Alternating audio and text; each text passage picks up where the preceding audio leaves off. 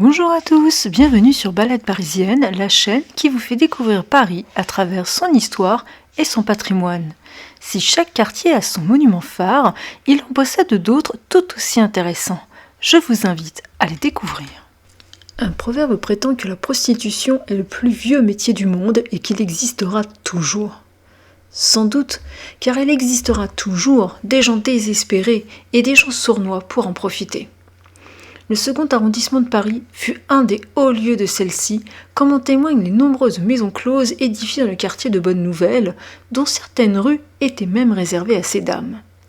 Si la loi Marthe-Richard en 1946 a fermé ces maisons, la prostitution n'a pas pour autant disparu. Ces dames vous accostent maintenant dans la rue ouvertement, voire se dissimulent dans des impasses ou des passages, ou encore vous attendent dans des pseudo-salons de massage.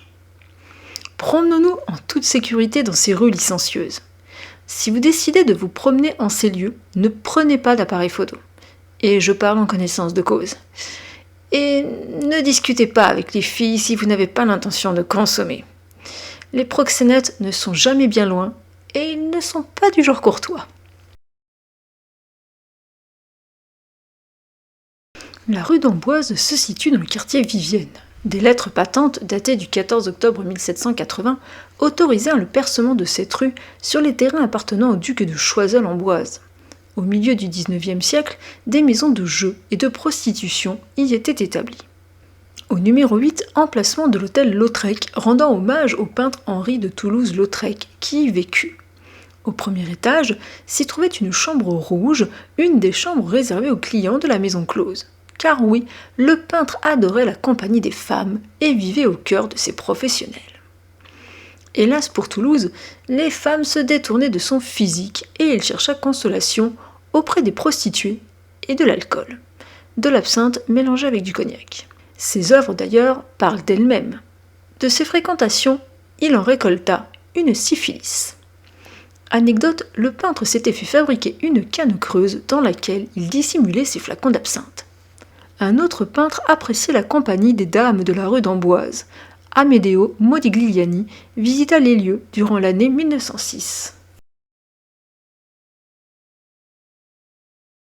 La rue Blondel se situe dans les quartiers Bonne-Nouvelle et Arts et des Métiers.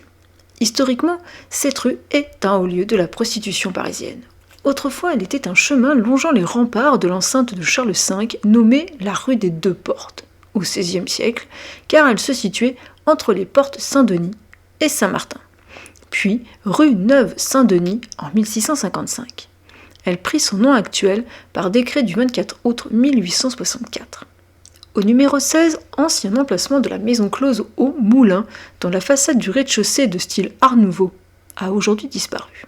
Numéro 23, ancien hôtel particulier datant du XVIIIe siècle, construit en pierre de taille, comportant une belle horloge. Une devanture raffinée en bois peint clôt l'ancienne cour. C'est aussi l'adresse d'une ancienne maison close, comme en témoigne le numéro écrit en gros au-dessus de la porte qui signalait ce genre d'établissement. La cloche servait sous la Restauration à annoncer l'heure de la vente au détail. La municipalité imposait un système de vente en 2 temps qui est à l'origine de l'expression « acheter à la cloche ». Numéro 32. Ancien emplacement de la maison close aux Belles Poules. Construit aux alentours de 1904, cet établissement connaît ses heures de gloire dans les années 1920. La façade est entièrement recouverte d'un décor de carreaux cassés des années 1930. Le rouge dominant au rez-de-chaussée. Dans le vestibule, l'escalier et le décor intérieur sont protégés au titre des monuments historiques depuis le 26 mars 1997. L'intérieur est également décoré de céramiques des années 1920 et représente des thèmes érotiques. La maison close accueillait des tableaux vivants, du style « L'épouse se réveille », les officiers de marine en goguette, ou encore la nonne affolée. Après sa fermeture en 1947, le bâtiment fut transformé en logement pour étudiants. Les lieux ont été entièrement rénovés et peuvent être loués pour organiser des réceptions. Au numéro 36 se trouvait également une maison close. Et c'est dans cette rue que je vous déconseille de sortir un appareil photo. Cette rue est évoquée dans une chanson de Georges Brassens, Le pornographe. Je vous cite un petit passage. Et quand j'entonne Guilleret à un patron de cabaret une adorable bucolique, il est mélancolique et me dit, la voix noyée de pleurs, « S'il vous plaît de chanter les fleurs, qu'elles poussent au moins rue Blondel, dans un bordel. » Je suis le pornographe du phonographe, le polisson de la chanson. Le chanteur Boris Santeff lui a consacré un titre sur son album sorti en 1977. Et le rappeur Booba cite la rue Blondel dans sa chanson Turfu. Mais là, je me passerai de vous citer les paroles. La rue est également citée dans le film Le Grand Pardon 2 d'Alexandre Arcadi. La rue Chabanais se situe dans le quartier Vivienne.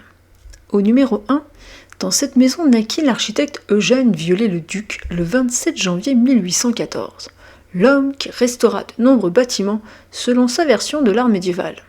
Aujourd'hui, l'immeuble abrite une galerie d'art érotique évoquant notamment les maisons closes du quartier. Numéro 4. Au début des années 1970, Josy y ouvrit le premier bar lesbien de Paris, la Champmeslé.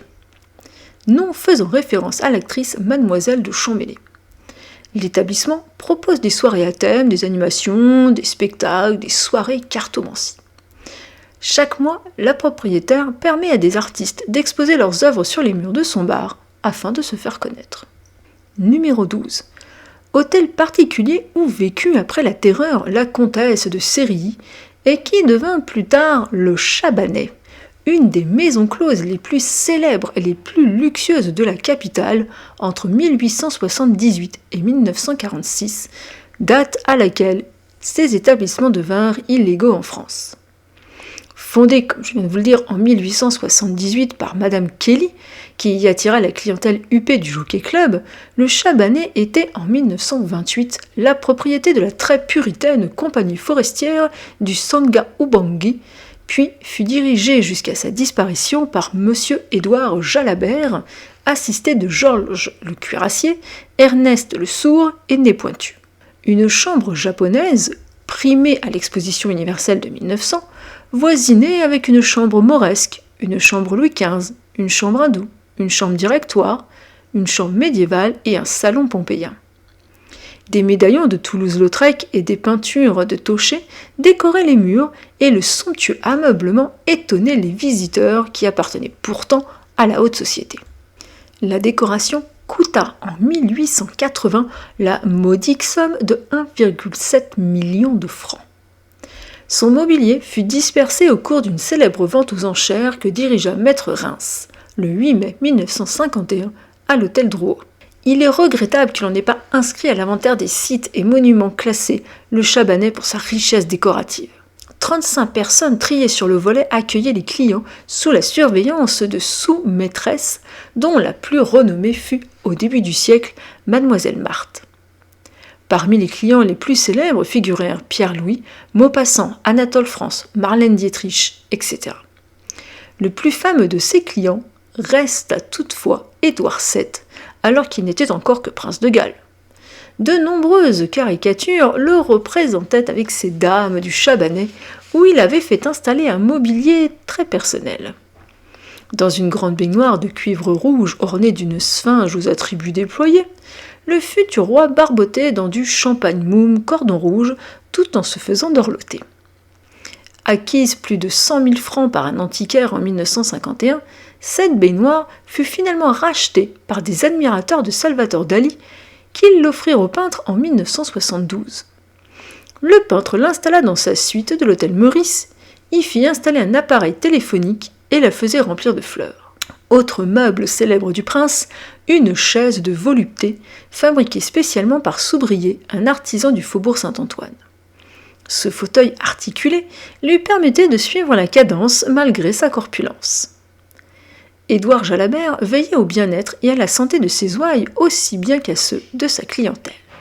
Par exemple, il avait fait installer un filtre spécial retenant le calcaire de l'eau afin que les fréquentes ablutions qu'il imposait à ses pensionnaires ne les irritassent point. Ministre et président du Conseil de la Troisième République n'hésitait pas à venir au Chabanais, et quelques graves crises ministérielles y furent dénouées.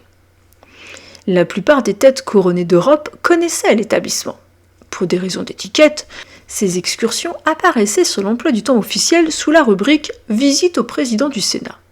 Or, un beau jour, un fonctionnaire novice provoqua un scandale en inscrivant la visite du Chabanais sur le programme de séjour d'une reine d'Espagne.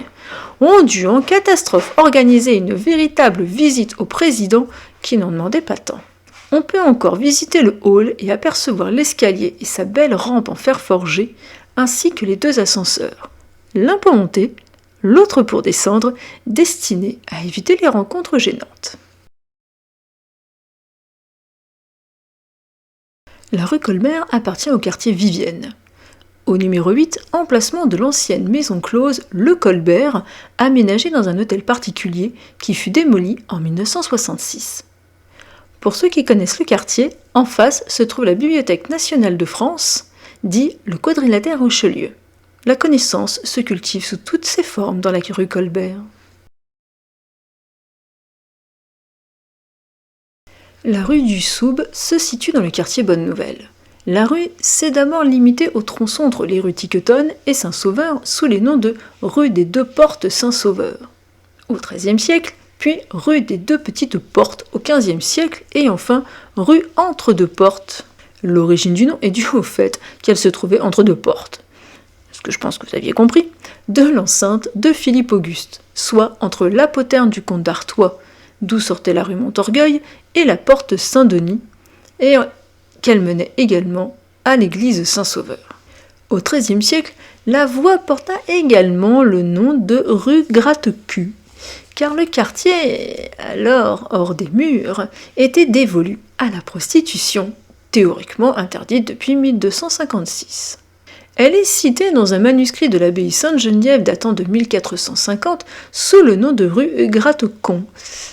Je pense que je peux me passer de la traduction. La rue fait en fait référence à une voisine qui s'appelle aujourd'hui la rue du Pélican, mais qui à la base s'appelait la rue du Poil-au-Con. Là encore, je pense que vous n'avez pas besoin d'explication. Numéro 10. Entrée du passage du Grand Cerf. Il possède également une entrée rue Saint-Denis. Le passage fut ouvert en 1825 sur l'emplacement de l'hôtel du Grand Cerf, point de départ des messageries royales vers l'est de la France. L'hôtel, qui appartenait à l'administration des Hospices, avait été vendu le 10 avril 1812 à M. Hermin. Il est acheté le 24 mai 1825 par la compagnie bancaire Deveau Moisson et compagnie, qui transforma le passage avant de le revendre le 7 juin 1826 à Isidore Monnier, qui en possédait déjà une partie. Le passage est légué à l'assistance publique par l'héritier de la famille Monnier.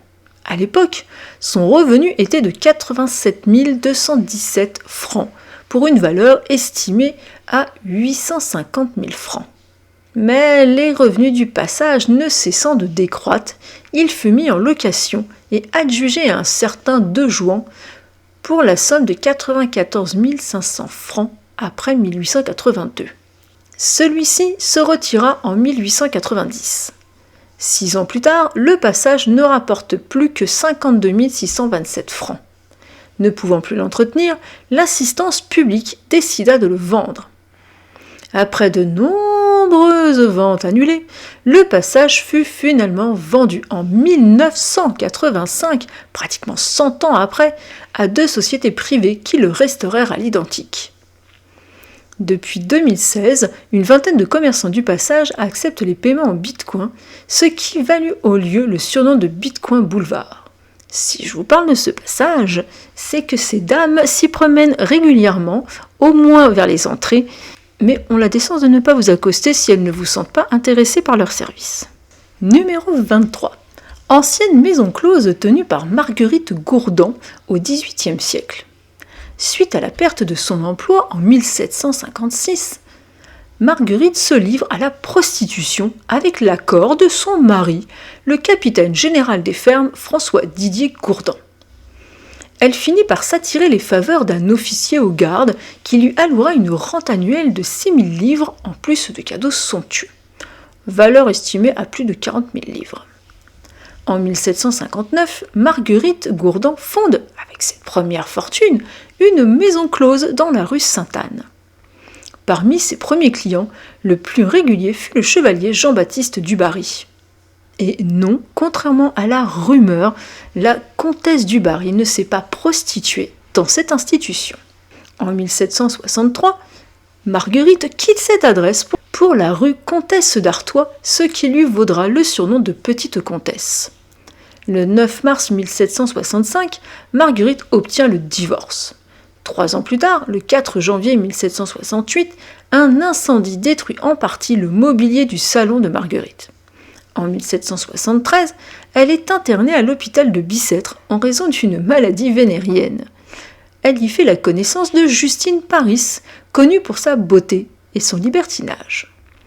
Dès leur sortie de l'hôpital, les deux amies fondent en 1774 une maison close dans la rue du Soub, avec tout le luxe et le confort de l'époque. Hélas, Justine décède cette même année d'une maladie vénérienne. Marguerite Gourdon s'empresse d'établir autour d'elle un véritable état-major d'émissaires, de pourvoyeuses et de marcheuses, dont le rôle est de lui recruter des volontaires intéressantes qu'elle pourchasse par tous les moyens, à Paris comme en province, pour constituer ce qu'elle appelle son sérail. Celle-ci loge, nourrit, blanchit, coiffe ses pensionnaires qui l'appellent leur mère. Elle fournit en tout tous les habillements jusqu'aux chemises nécessaires à leur négoce aux pensionnaires qui travaillent pour son compte. En dehors de son sérail, Marguerite a sous ses ordres bon nombre de femmes logeant à l'extérieur, prêtes à se rendre chez les hommes qui ne veulent pas ou ne peuvent pas se déplacer, ou à des soupers en ville. Ce groupe de courtisanes constitue ce qu'elle appelle sa légion. Un troisième système de recrutement à la disposition de Marguerite s'effectue grâce à quelques bourgeoises peu scrupuleuses qui consentent à conduire leurs filles rue des Deux Portes afin d'en tirer profit. Enfin, d'autres bourgeoises en quête d'argent pour se procurer des toilettes ou pour jouir d'une existence plus agréable que celle qu'elles vivent ordinairement auprès de leurs époux, constituent une quatrième catégorie d'éléments pour la maison Gourdon. La rue de Hanovre se situe dans le quartier Gaillon. Que cache la porte austère du numéro 4 ? Le cabinet d'un éthiopathe. Certes, mais sous la Seconde Guerre mondiale, elle accueillit des visiteurs en uniforme, plutôt allemands, venus en quête de réconfort. Les lieux abritaient une maison close. La rue Marie-Stewart appartient au quartier Bonne Nouvelle. À la suite du décret de Saint-Louis en 1256 interdisant la prostitution dans Paris, ces demoiselles doivent s'installer au-delà de l'enceinte de Philippe-Auguste, l'actuelle rue Étienne Marcel, d'où leur appellation de filles bordelières, ce qui donnera le mot bordel, notamment le long de la voie vers Saint-Denis. La rue Marie-Stewart abritait des ribaudes sous le nom de rue Tire-Vite. Alors, ce n'est pas ce que vous pensez, vite est synonyme de pénis, du mot latin vectis, soit une barre ou un levier. Dans la seconde moitié du XIVe siècle, l'enceinte de Charles V, l'actuelle rue d'Aboukir, intègre le quartier à la ville. La rue change peu à peu, après de nom pour celui de rue Tire-Boudin. Pas forcément plus charitable. Le nom actuel de la rue ne fut donné qu'en 1809 par le ministre Joseph Fouché, à la suite de la demande des riverains qui proposaient le nom de rue du Grand Cerf. Le ministre trancha pour le nom de la princesse écossaise, car pour lui, Grand Cerf faisait plutôt penser à une auberge. La rue du Ponceau appartient au quartier Bonne Nouvelle. Jusqu'au début du XXIe siècle, elle fut un haut lieu de la prostitution. Je vais vous raconter 2 petites anecdotes qui se sont déroulées dans cette rue. Jean-François Julien, un client sans doute très sympathique, a l'étourderie de s'éprendre d'une prostituée. Le 26 septembre 1827, il demande à la belle Arsène de l'épouser. Celle-ci refuse. Le jeune homme se sent vexé et la poignarde. Il sera condamné aux travaux forcés à perpétuité et à la flétrissure. L'évêque de Montauban, Roger Thor, est mort le 17 janvier 1975, ce qui n'est pas si vieux, d'un infarctus dans les couloirs d'un hôtel de passe, situé dans la rue. La rue Saint-Denis eut longtemps mauvaise réputation au XXe et XXIe siècle. Le tronçon, situé entre le boulevard Saint-Denis et la rue Réaumur, et plus anciennement jusqu'aux Halles et au cimetière des Innocents, était autrefois un des hauts lieux de la prostitution parisienne. L'évolution des mœurs, le développement de l'escorting sur Internet et les diverses actions publiques, comme la loi Sarkozy sur le délit de racolage, y ont réduit les activités licencieuses. Bien que la prostitution chinoise y persiste, ainsi que des sex shops, les commerces se sont tournés vers la gastronomie, le prêt-à-porter et le tatouage. Je vais à nouveau vous raconter 2 faits divers. En 1950, Paul guette les clients à la sortie des hôtels de passe. Il les accoste, les traite de misérables, les accuse de l'avoir trompé avec sa femme. Si l'interpellé proteste qu'il a payé, Paul rétorque « En plus, vous traitez ma femme de putain ?» Ce scénario, conçu pour déboucher sur un arrangement financier, environ 5000 francs, tourne à mal. En mars, le maître chanteur tomba sur un client moins couard qui le dénonça à la police. La nuit du 31 décembre 1987, un quart de police embarque une prostituée histoire de faire la fête. Celle-ci refuse de travailler gratis. Les policiers l'emmènent au bord du canal Saint-Martin, font semblant de la jeter à l'eau et l'abandonnent presque nue dans la rue. Lorsqu'elle se présente au commissariat pour déposer plainte, on lui impose un examen psychiatrique. Les 3 policiers seront finalement condamnés à 18 mois de prison avec sursis. La rue Sainte-Apolline s'étend dans les quartiers Bonne Nouvelle et Arts et Métiers. Au numéro 25 se trouvait une ancienne maison close aux glaces. La rue Sainte-Anne se situe dans les quartiers du Palais Royal, Gaillon et Vivienne. La rue était réputée pour être un lieu de prostitution masculine. Au numéro 59 se trouve l'entrée du passage Sainte-Anne, passage couvert rejoignant le passage Choiseul. Il remplaça le couvent des Nouvelles Catholiques. Dès 1634, on fonda à Paris des couvents spécialement consacrés à la conversion des hérétiques des 2 sexes, des enfants surtout. La communauté fut dispersée en septembre 1792 et le passage Sainte-Anne sera ouvert en 1828 à son emplacement. Il abrita le siège de la revue Spirit présidée par Allan Kardec. Allan Kardec, de son vrai nom Hippolyte Léon Denisard Rivaille, était un pédagogue français fondateur du spiritisme. Il découvre les tables tournantes en mai 1855. Après une séance d'hypnotisme, il découvre alors sa place dans les cercles spirites parisiens aux côtés de Victorien Sardou, pratiquant de la peinture médiumnique. C'est à cette époque qu'il prend son surnom d'Allan Kardec, nom qu'il pense correspondre à celui qu'il portait dans une vie antérieure alors qu'il était druide. Il est convaincu de converser, pendant plusieurs années, par le biais de médiums avec toutes sortes d'esprits.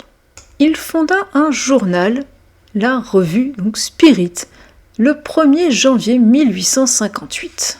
On y trouvait des comptes rendus de réunions, un enseignement moral, mais surtout des messages de désincarnés. Le récit des âmes errantes envahit les colonnes de la revue. L'un racontait comment il avait pu, discrètement mêlé à la foule, suivre son propre enterrement. L'autre errait tristement autour du banquet de ses funérailles en se désolant de n'avoir plus d'estomac. La revue prospéra et on rassembla des adeptes dans une société des études spirites. Celle-ci s'installa passage Sainte-Anne où se tinrent des réunions que les adeptes jugèrent bouleversantes. Kardec menait une vie de bénédictin. Il se levait tous les jours à 4 heures du matin. Surmené et harcelé par ses admirateurs autant que par ses adversaires, il voyait s'aggraver une maladie de cœur dont il était depuis longtemps atteint. Le 31 mars 1869, il succomba à une rupture d'anévrisme dans le passage. Si je vous parle de ce passage, c'est parce que là encore une fois, vous y rencontrerez les dames donc de la rue Sainte-Anne. Au numéro 63, ancien emplacement des Bains Sainte-Anne, un hammam ouvert durant la Première Guerre mondiale et un haut lieu de la prostitution masculine. La rue de Tracy se situe dans le quartier Bonne Nouvelle. Au numéro 6 se trouvait l'emplacement de la maison close Les Belles Japonaises. En dépit de certaines idées préconçues, la prostitution est autorisée en France. Toutefois, certaines activités sont interdites, comme les maisons closes, le proxénétisme et la prostitution des mineurs. En 2004, selon l'Office central de répression de la traite des êtres humains, il existait entre 7000 et 7500 prostituées à Paris, tous sexes confondus. Ces chiffres ne tiennent pas compte des escortes sur Internet, ni des personnes qui se prostituent occasionnellement pour payer les factures. En 2010, Brain Magazine a établi une carte de la prostitution par origine ethnique.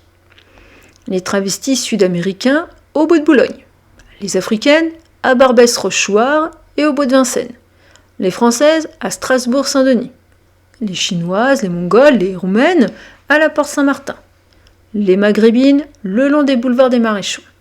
Jusqu'à la fin des années 1980, la prostitution dans la rue Saint-Denis s'étendait depuis les Halles jusqu'à la porte Saint-Denis. Suite à la fermeture des hôtels de passe, une majorité des prostituées quitta les lieux et la moyenne d'âge augmenta. La rue compta jusqu'à 2000 femmes. La majorité des dames du bois de Boulogne sont étrangères. Elles se regroupent d'ailleurs par nationalité. Par contre, la prostitution du bois de Vincennes est différente. Elle s'effectue principalement dans des camionnettes. Les filles se connaissent toutes et veillent les unes sur les autres en regroupant leurs véhicules dans le même secteur. La prostitution chinoise s'est développée à partir de la fin des années 1990. Ces dames travaillent principalement sur les trottoirs de certains quartiers, dont Bonne Nouvelle, où elles sont surnommées les marcheuses, dans des salons de massage ou sur Internet. En 2016, elles étaient estimées à 1450 à Paris. Je vous remercie d'avoir visionné cette vidéo de balade parisienne. Si la visite vous a plu, n'hésitez pas à vous abonner. À bientôt pour de nouvelles découvertes et en attendant, passez une agréable journée.